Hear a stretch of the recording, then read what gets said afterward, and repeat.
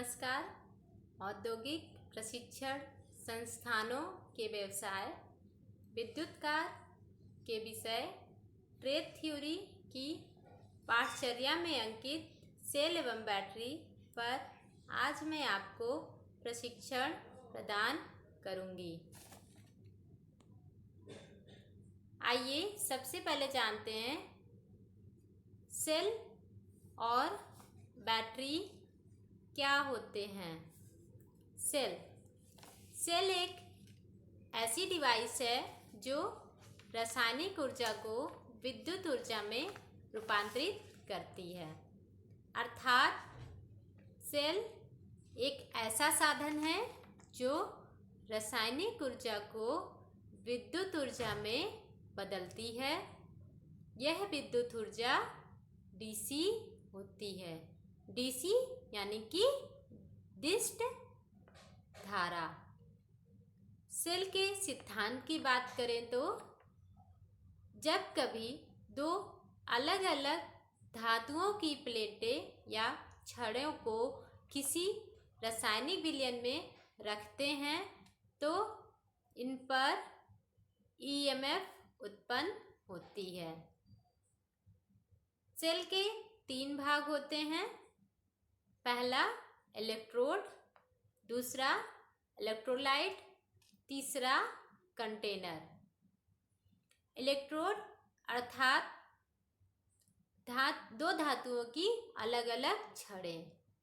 Electrolyte यानी कि रासायनिक विलयन, कोई न कोई रासायनिक विलयन। कंटेनर यानी कि एक पात्र। जैसा कि हमने डायग्राम में दो अलग अलग धातुओं को किसी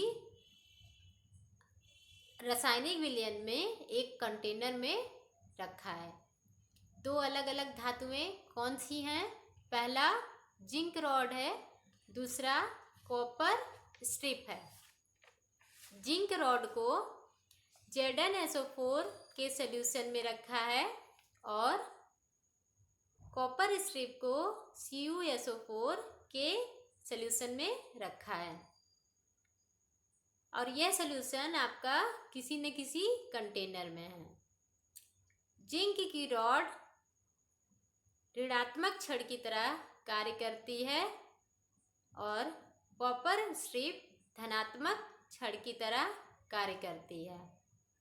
ऋणात्मक अर्थात कैथोड रॉड, कैथोड छड़ और धनात्मक इलेक्ट्रोड अर्थात एनोड छड़, एनोड रॉड। जब इन दोनों इलेक्ट्रोडों को किसी तार के माध्यम से परिपथ को पूर्ण कर देते हैं तो इस परिपथ में विद्युत धारा प्रवाहित होने लगती है और यह विद्युत ऊर्जा आपकी डीसी होती है। ये तो रहा आपका सेल। आइए अब जानते हैं बैटरी। बैटरी अनेक सेलों को समांतर व श्रेणी क्रम के संयोजन को बैटरी कहते हैं। इसकी छोटी परिभाषा देखें तो सेलों के समूह को बैटरी कहते हैं और सेलों का समूह अर्थात सेलों को हम समांतर व श्रेणी क्रम के संयोजन में कर सकते हैं। जब हमें उच्च वोल्टेज की ज़रूरत होगी तो हम सेलों का संयोजन श्रेणी क्रम में करते हैं। श्रेणी क्रम अर्थात सीरीज कनेक्शन। और जब हमें विद्युत धारा की उच्च विद्युत धारा की ज़रूरत पड़ती है तब हम सेलों का संयोजन समानांतर क्रम में करते हैं अर्थात पैरेलल कनेक्शन में हम सेलों का संयोजित करते हैं। जैसा कि हमने डायग्राम में आपको सेलों का संयोजन करके दिखाया है। इसमें दो अलग अलग धातु की छड़ें हैं, एक पॉजिटिव छड़ें हैं, दूसरा नेगेटिव छड़ें हैं। धनात्मक छड़ें हैं और ऋणात्मक छड़ें हैं। दोनों को आपस में दो अलग अलग सिरे निकाले हैं। पहला धनात्मक, दूसरा ऋणात्मक। इनको आपस में सीरीज में जोड़ के दो सिरे निकाला है। आइए अब जानते हैं सेल के प्रकार। सेल के प्रकार। सेल दो प्रकार के होते हैं, primary cell, secondary cell. Primary cell वे सेल जिन्हें पुनः चार्ज नहीं किया जा सकता प्राइमरी सेल कहलाते हैं।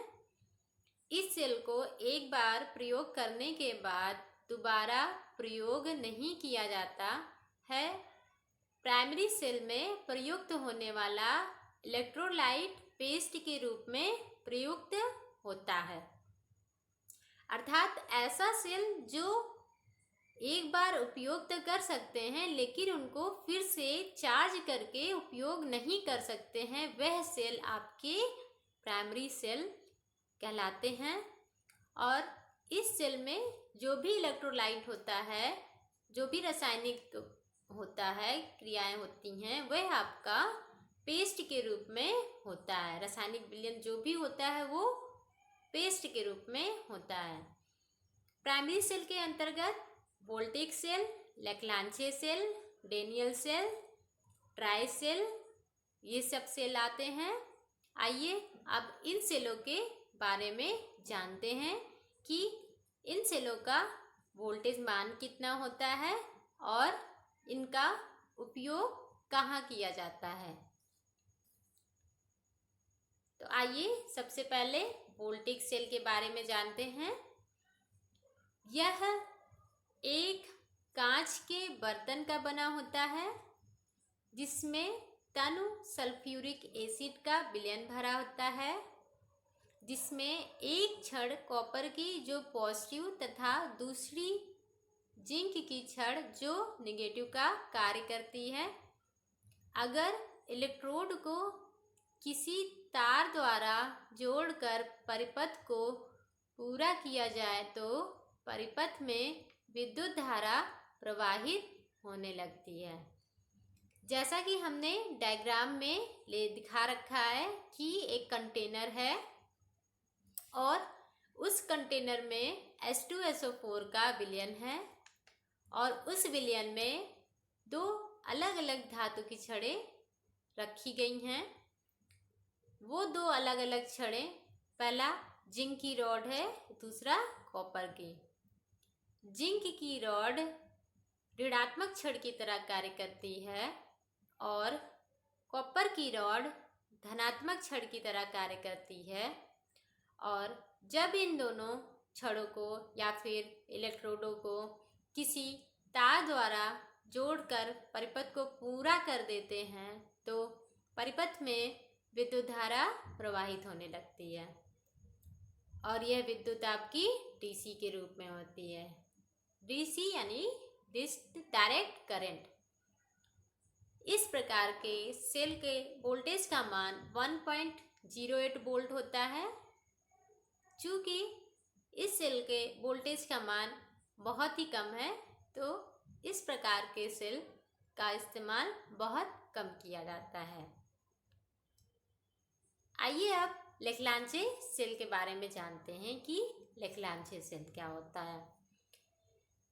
जैसा कि सेल के बारे में बताया गया कि सेल के लिए दो अलग अलग इलेक्ट्रोड होते हैं, दो अलग अलग धातुएं की।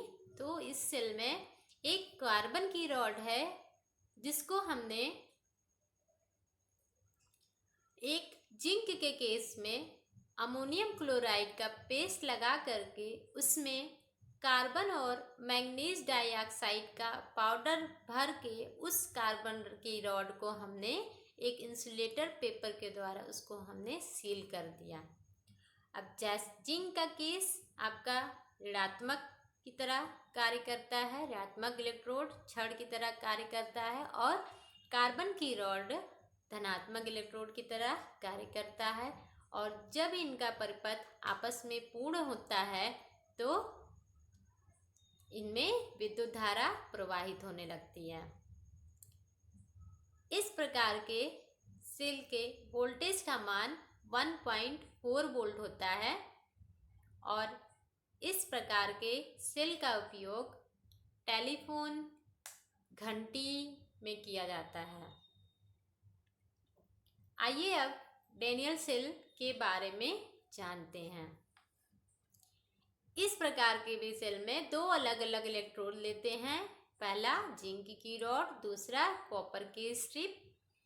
जिंक की रॉड को ZnSO4 के सोल्यूशन में रखा है और कॉपर स्ट्रिप को CuSO4 के सोल्यूशन में रखा है। जिंक की रॉड ऋणात्मक छड़ की तरह कार्य करती है और कॉपर स्ट्रिप धनात्मक छड़ की तरह कार्य करती है।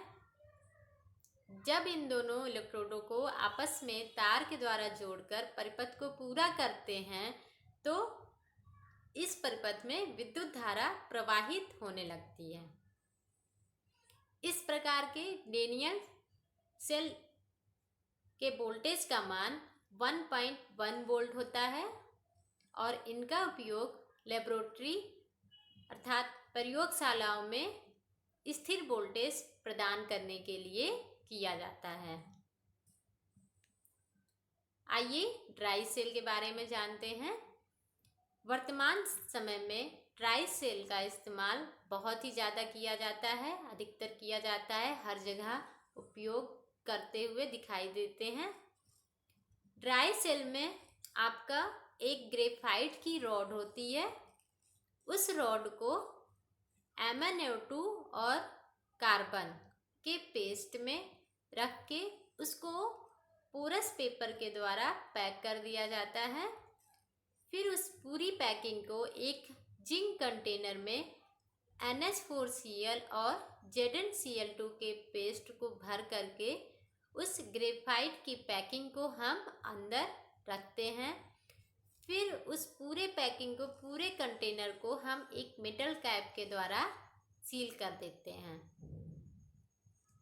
और जिंक का कंटेनर आपका धनात्मक इलेक्ट्रोड की तरह कार्य करता है और ग्रेफाइट की रॉड आपका ऋणात्मक इलेक्ट्रोड की तरह कार्य करता है। और इस सेल में इसके टॉप सिरे पर धनात्मक चार्ज आवेशित होते हैं और बॉटम सिरे पर ऋणात्मक चार्ज आवेशित होते हैं। और जब इस प्रकार के सेल का परिपथ मूर्ण होता है तो इसमें विद्युत धारा प्रवाहित होने लगती है। ड्राई सेल के वोल्टेज का मान या फिर EMF का मान 1.4 वोल्ट से 1.5 वोल्ट तक होता है और इनका उपयोग रेडियो, ट्रांजिस्टर, टार्च, दीवार घड़ी, टेप रिकॉर्डर या फिर आपके विद्युत चलित खिलौनों में किए जाते हैं। अभी तक हम प्राइमरी सेल के बारे में जान रहे थे, उनके अंतर्गत कितने सेल आते हैं। आइए अब जानते हैं कि सेकेंडरी सेल क्या होते हैं। वे सेल जिन्हें पुनः चार्ज किया जा सकता है सेकेंडरी सेल कहलाते हैं। इनको काम लेने से पहले चार्ज किया जाता है। इस सेल को विद्युत सप्लाई प्रदान करने पर इसमें विद्युत ऊर्जा रासायनिक ऊर्जा के रूप में एकत्रित कर ली जाती है। इस तरह के सेलों को मिलाकर बनने वाली बैटरी को लेड एसिड बैटरी या सेकेंडरी सेल कहते हैं। अर्थात वह सेल जो कि काम करने के बाद कमज़ोर हो जाते हैं और उनको दोबारा करंट दे करके पुरानी अवस्था में लाया जाता है, क्योंकि ये सेल अपने अंदर विद्युत ऊर्जा को एकत्रित करते हैं रासायनिक ऊर्जा के रूप में। इसलिए इन सेल को स्टोरेज सेल के नाम से भी जाना जाता है। सेकेंडरी सेल में हम आगे लेड एसिड बैटरी का अध्ययन करते हैं। लेड एसिड बैटरी ये आपका सेकेंडरी सेल के अंतर्गत आता है। ये वर्तमान में अधिकतर प्रयोग में लिए जाने वाला सेकेंडरी सेल है। इसके मुख्य भाग निम्न हैं। पहला कंटेनर। कंटेनर यह कठोर रबड़ तथा बिटुमनी का बना होता है। आजकल यह पीवीसी के भी बन रहे हैं जो अंदरूनी भागों को आधार प्रदान करते हैं। आइए अब अगला भाग कौन सा है? पॉजिटिव निगेटिव प्लेटें। पॉजिटिव निगेटिव प्लेटें अर्थात आपके दो अलग अलग धातुएं, धनात्मक प्लेटें और ऋणात्मक प्लेटें।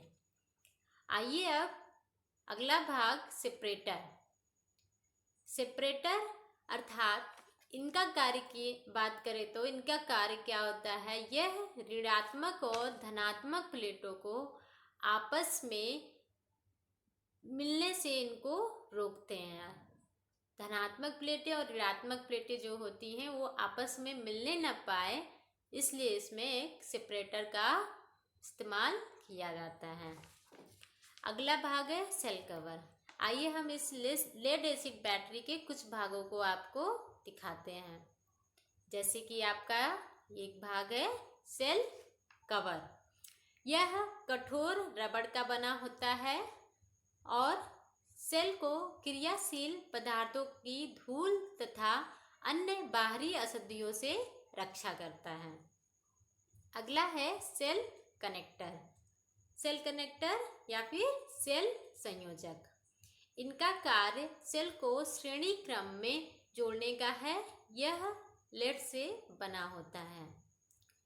अगला भाग है आपका लेड एसिड बैटरी के बेंट प्लग। बेंट प्लग या फिर जिसे छिद्र प्लग अर्थात छिद्र प्लग। यह पीवीसी का बना होता है। छिद्र इस प्रकार बने होते हैं कि इनमें से सेल के अंदर बनने वाली गैसें आसानी से बाहर निकल सके और अन्य बाहरी पदार्थ इसमें से अंदर न जाने पाए। अगला भाग है आपका प्लेट संयोजक, प्लेट कनेक्टर। यह शुद्ध शीशे के बने होते हैं और धनात्मक प्लेटें व ऋणात्मक प्लेटें के समूह को जोड़ने का काम करते हैं प्लेट कनेक्टर। अगला है आपका इलेक्ट्रोलाइट। इलेक्ट्रोलाइट क्या होता है? यह पानी और गंधक के तेजाब का घोल होता है, जिसमें 3 भाग शुद्ध पानी का होता है और 1 भाग आपका गंधक का होता है, जिससे कि इसका अपेक्षित घनत्व 1.2 होता है। आइए अब अभी तक हम लेड एसिड के भागों के बारे में जान रहे थे। अब देखते हैं कि लेड एसिड की संरचना कैसे होती है। लेड एसिड की संरचना को जानने से पहले लेड एसिड बैटरी के अंदर जो प्लेटों का अरेंजमेंट होता है उनको हम देख लेते हैं। देखिए मैंने एक डायग्राम में आपको दिखा रखा है arrangements of plates in a lead acid battery. Arrangement of plates कहने का मतलब है कि इनमें जो अलग अलग धनात्मक और ऋणात्मक प्लेटें रखी रहती हैं उनको कैसे आपस में जोड़ करके उसके 2 सिरे निकालते हैं, जो कि आपका एक सिरा धनात्मक सिरा होता है और दूसरा आपका ऋणात्मक सिरा होता है। तो इसमें आपको दिख रहा है कि धनात्मक इलेक्ट्रोड लिए गए हैं, 2 अलग अलग धातुएं के हैं। एक आपका धनात्मक इलेक्ट्रोड है, दूसरा ऋणात्मक इलेक्ट्रोड है। इनको आपस सीरीज में जोड़ करके 2 सिरे निकाले गए हैं। 2 सिरे कौन से आपके? धनात्मक और ऋणात्मक। अब इन प्लेटों के अरेंजमेंट को हम एक रबड़ के पात्र में रखते हैं। चलिए आइए आगे देखते हैं। इसके संरचना की बात करें तो एक डायग्राम के द्वारा मैंने आपको एक डायग्राम दिखा रखा है। जो ये आपका अरेंजमेंट्स ऑफ प्लेट्स था लेड एसिड बैटरी को, इसको हमने एक रबड़ के पात्र में रखा या ठीक है, और इसमें धनात्मक व ऋणात्मक प्लेटों के समूह होते हैं। वही जो मैंने आपको धनात्मक अरेंजमेंट दिखाया वही उनका समूह होता है। धन प्लेटों की संख्या ऋण प्लेटों की संख्या से 1 कम होती है।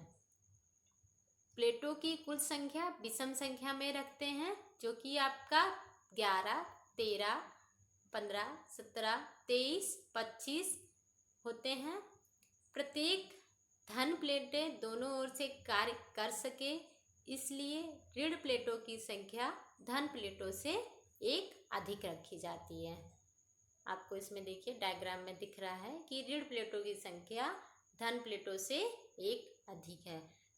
यानी कि अगर धन प्लेटें आपका 4 हैं तो ऋण प्लेटें आपके 5 होते हैं। क्यों? जिससे कि आपका जो धन प्लेटें हैं वो दोनों ओर से, दोनों सिरों की तरफ से कार्य कर सकें। ठीक है। अब इन प्लेटों को, यह प्लेटें क्या होती हैं, शीशे की बनी होती, शीशे की जाली से बनी होती हैं, जिन पर Pb3O4 यानी कि रेड लेड की लुगदी जमा दी जाती है।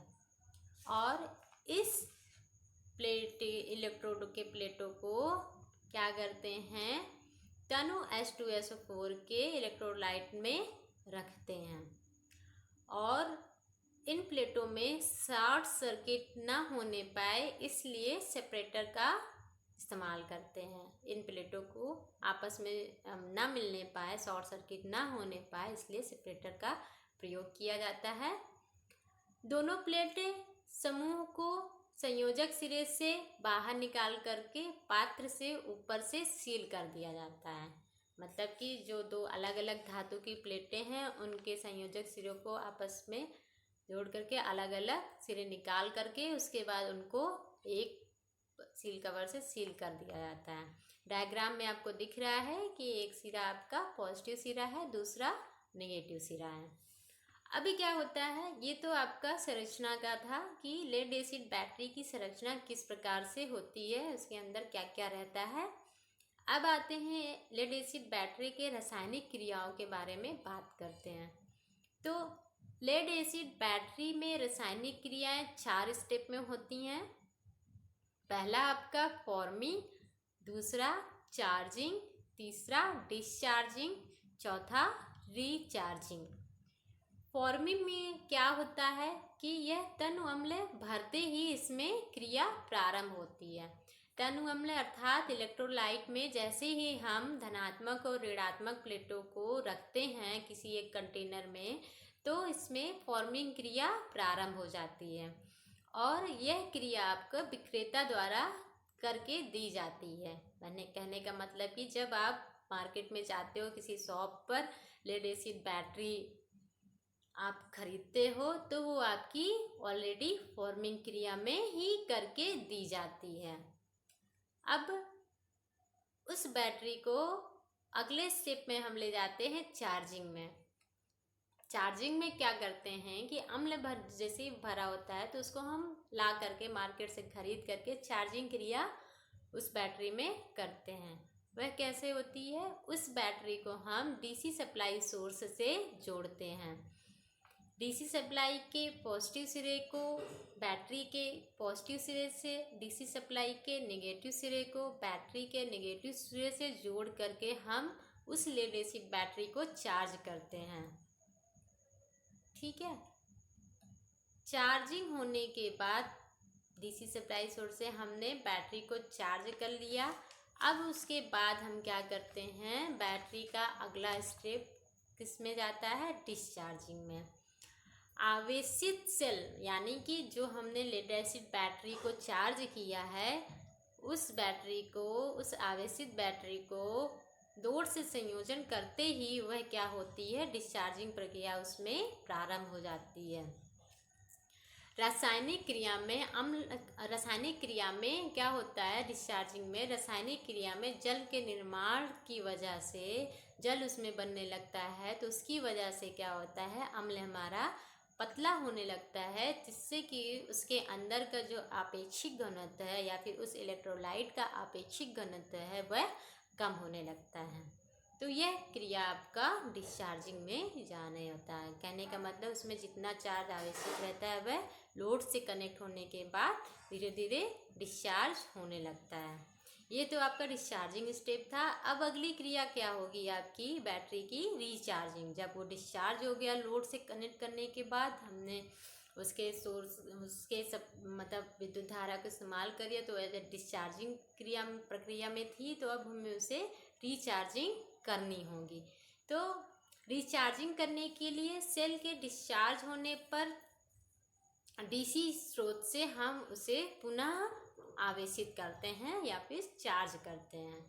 यह क्रिया आपका चार्जिंग के ही समान होती है, जिसमें अम्ल का निर्माण होने लगता है, अर्थात H2SO4 का निर्माण होने लगता है, तो जिसकी वजह से इलेक्ट्रोलाइट का आपेक्षिक घनत्व बढ़ जाता है। ये तो रहा आपका लेड एसिड बैटरी के रासायनिक क्रियाओं का स्टेप। इन 4 स्टेप में आपके लेड एसिड बैटरी का रासायनिक क्रियाएं होती हैं और उसका हम अपने वर्तमान समय में दैनिक जीवन में उपयोग करते हैं as a DC supply source के लिए। आइए अब जानते हैं बैटरी के उपयोग के बारे में। ऑटोमोबाइल सेक्टर में गाड़ियों की लाइटिंग में बैटरी का उपयोग करते हैं।